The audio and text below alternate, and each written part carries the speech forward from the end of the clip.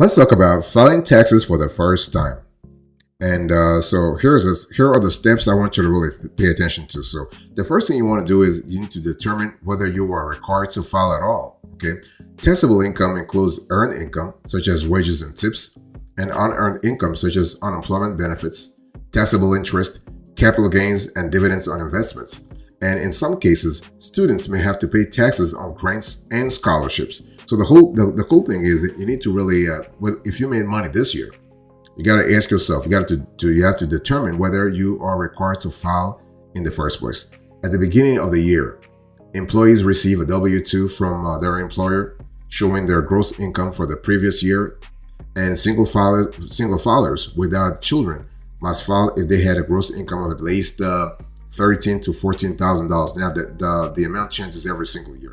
So if you're a self-employed or a gig worker, such as let's say a ride-share driver, and your net earnings for the year were $400 or more, you must pay federal income taxes and self-employment taxes. And if you expect to owe $1,000 or more in taxes for the coming year, you will need to pay quarterly estimated taxes going forward. And any company that paid you $600 or more as an independent contractor during the year must send you a Form 1099 or Form 1099 NEC listing the gross income they paid you that year. So this is kind of straightforward though. So other forms you may receive showing taxable income include Form 1098-T, showing tuition and other qualifying expenses paid to your school, Form 1099-G, showing you unemployment compensation, Form 1099-INT, showing interest you earn, Form 1099-DIV for dividends, showing dividends paid to you, and Form 1098-E, showing how much interest you paid on your student loan. And so these forms must typically be sent to you by the end of January. If you do not receive them sooner after that, contact the employer or organization in question. You also want to ask your parents whether they plan to claim you as a dependent on their taxes, because even if they do, you will still need to file a return if you had unearned income of more than $1,150 or earned income of more than $12,000. It's about $14,000 this year. However, do not claim any tax credits that your parents plan to claim with you as a dependent, such as the lifetime learning credit or American Opportunity Tax Credit. Okay, you do not want to have a double claiming here. It's sometimes a great idea to file even if your income doesn't meet the IRS thresholds. If you had federal income tax withheld from your wages, let's say if you made estimated tax payments or can claim tax credits, you might receive a refund even if you would not normally owe taxes. So it's really important to always file tax to file your taxes. Boss, welcome back to the show. It's really a pleasure to have you here. Make yourself comfortable. You are going to enjoy today's conversation.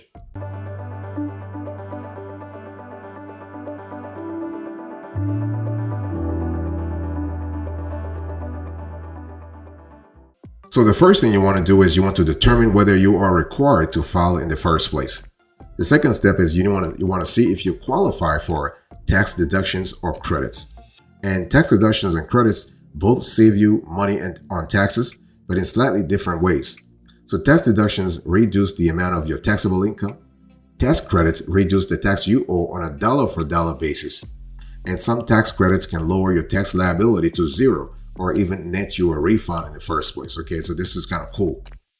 Common tax deductions or credits for which new taxpayers may qualify for include student loan interest deduction, American Opportunity Tax Credits, lifetime learning credits, savers credits, earned income tax credits. Okay, so let me just quickly go granular here.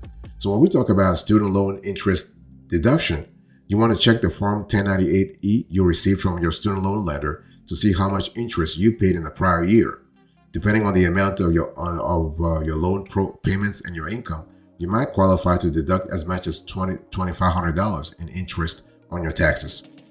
You also have the American Opportunity Tax Credits. So if no one else claims you as a dependent, you may be able to claim a credit of up to $2,500 for expenses you paid for the first 4 years of college.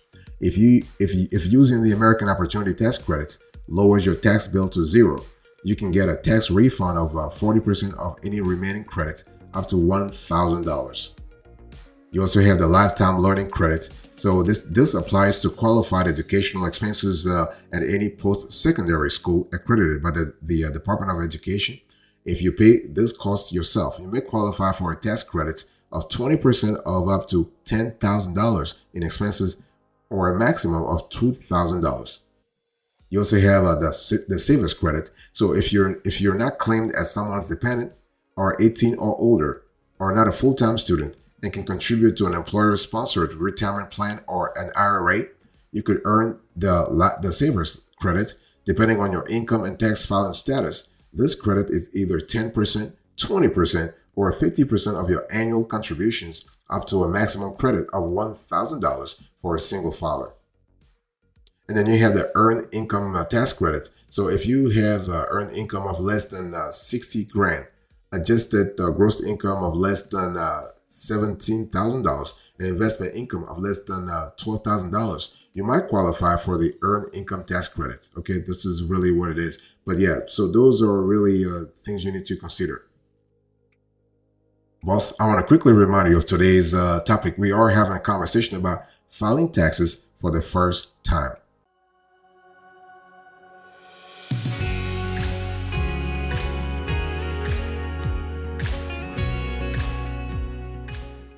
The third thing you want to do here is to gather your documentation. So first, you want to determine if you are required to file. Number two, see if you qualify for tax deductions or credit.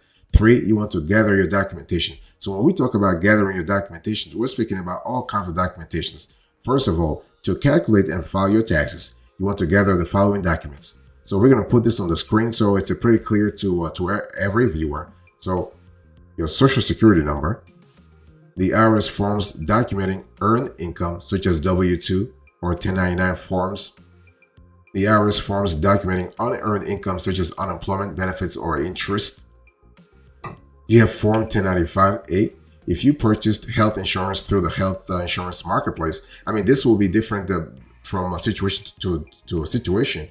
And you also want to show documentation of tax deductions and tax credits, such as Form 1098E or 1098T. So those are things where you have to be a little careful here. You also think about bank accounts and bank routing number.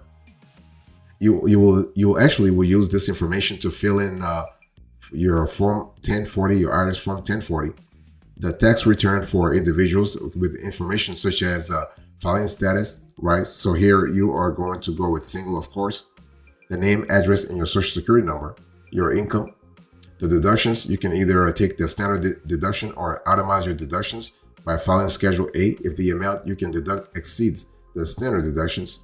You gotta really also document taxes already paid, withholding from your paycheck or estimated taxes you've already paid, tax credits for which you are eligible, and taxes owed or refund due.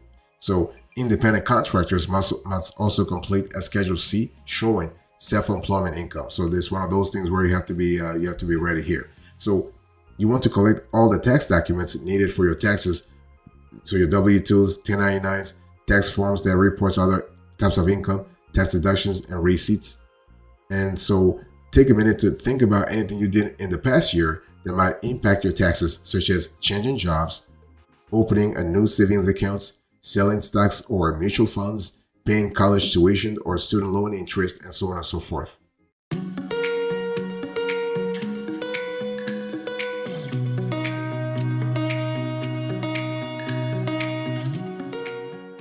The next thing you want to do is you want to decide whether your parents can claim you as a dependent.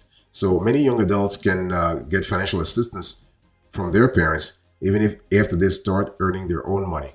So you might still live with your parents, get money from them to help with living expenses, or they may be paying for your education. If so, your parents might still claim you as a dependent on their tax returns. So there are actually two ways your parents might claim you as a dependent: qualifying child or qualifying relative. So let's first talk about qualifying child. So if you are under the age of 19 or under age 24 and a full-time student, and your parents provide more than half of your financial support, your parents can likely claim you as a qualifying child. What about qualifying relative? If you are not a qualifying child, your parents might be able to claim you as a qualifying relative if you earn less than close to $5,000, live with your parents all year, and your parents paid more than half of your total support for the year. And if your parents claim you as a dependent, they might be able to claim certain tax benefits, such as education tax credits and the credit for other dependents. You still have to file a tax return if you had enough income. But when you prepare your return, you'll have to indicate that you can be claimed as dependent on someone else's return. So before you actually file, talk to your parents to find out whether they intend to claim you as a dependent, so everyone is on the same page. Next, don't forget about your gig economy income. So millions of young people participate in the gig economy as ride-share drivers, making package or food deliveries, freelancing full or part-time, or working as a project-based consultant. So if you have earned income from freelancing, don't forget to report your gig work income on your tax return. So depending on how much you earn, you may receive a 1099 miss for your work. But even if you don't, you still need to report the income to the IRS. You will report your gig work income on Schedule C attached to your Form 1040.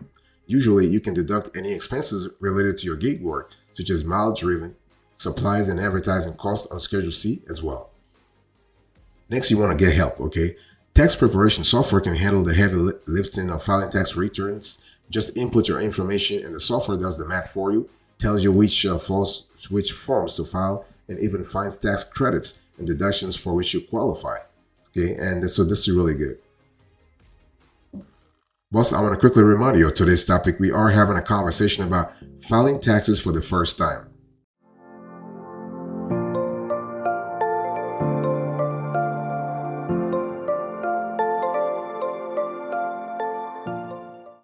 Next, you want to safeguard against identity theft. This is an important element.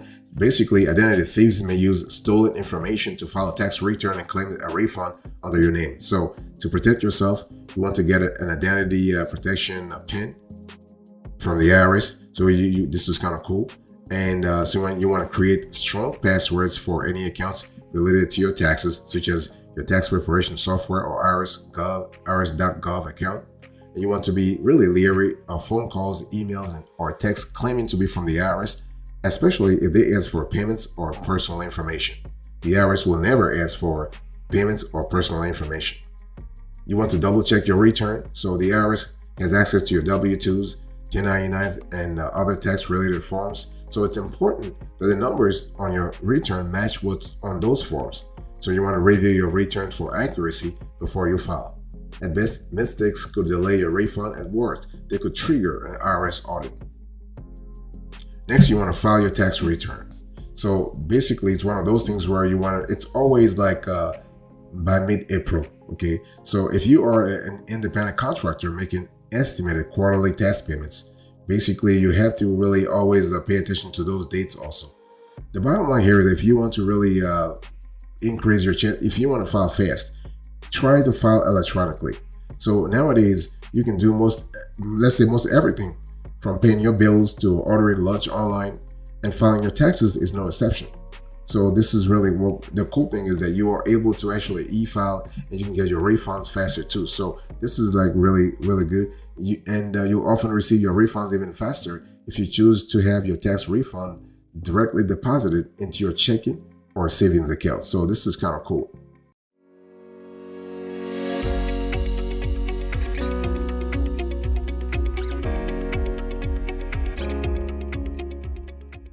Next thing you want to do is you want to use direct deposit if you are due a refund. Okay, so the sooner you file a refund, you file your return, the sooner you'll get your refund. Set up direct deposit to your bank account to get the funds faster and prevent your refund check getting lost or stolen in the mail.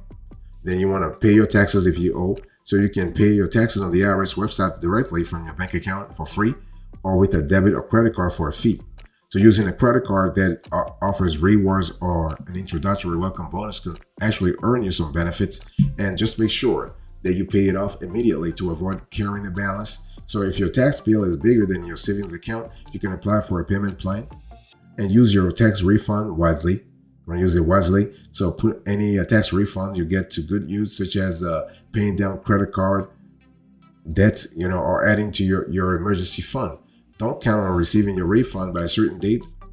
and using it to pay bills. However, while most refunds are issued in under 21 days, the IRS warns that delays can occur. And consider adjusting your withholding. So receiving a hefty tax refund may seem like a win, but it would be better to get that money in your paycheck all year long. Think about it.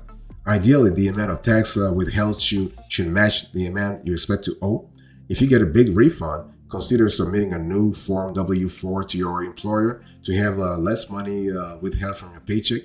And so this is kind of important. If you were hit with a huge tax bill, then adjust your withholding so more taxes are taken out of your wages. Okay, it's one of those things where you have to really plan things ahead and really have a bigger vision, really. So it's all about where you see yourself within 6 months, 3 months, 3 months, 12 months, and so on and so forth.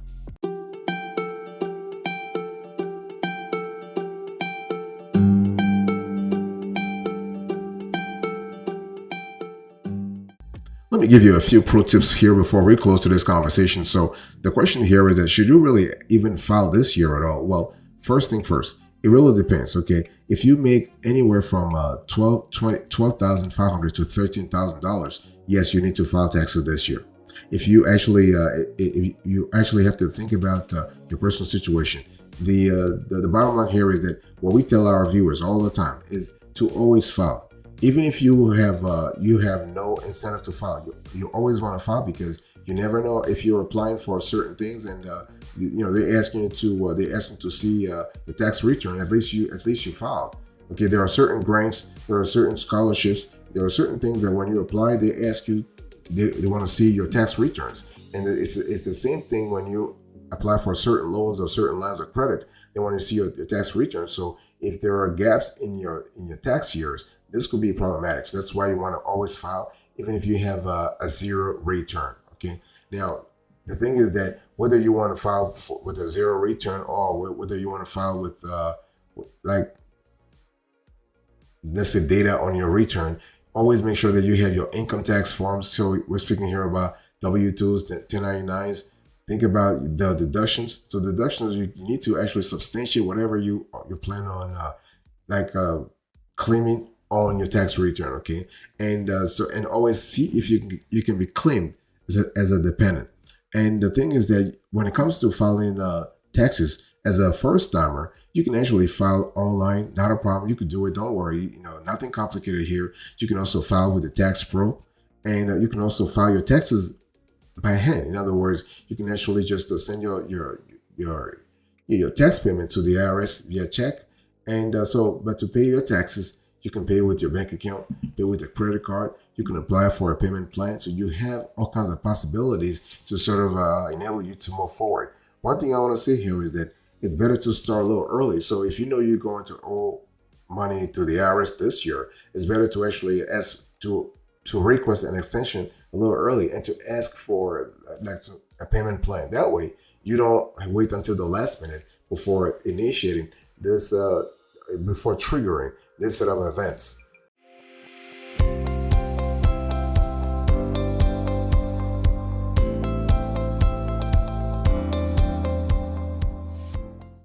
Thank you so much for your attention. I really appreciate it. In today's conversation, I was just talking to you about how to file taxes for the first time. I give you a series of steps. I give you a few pro tips, and now I'm giving you the recap.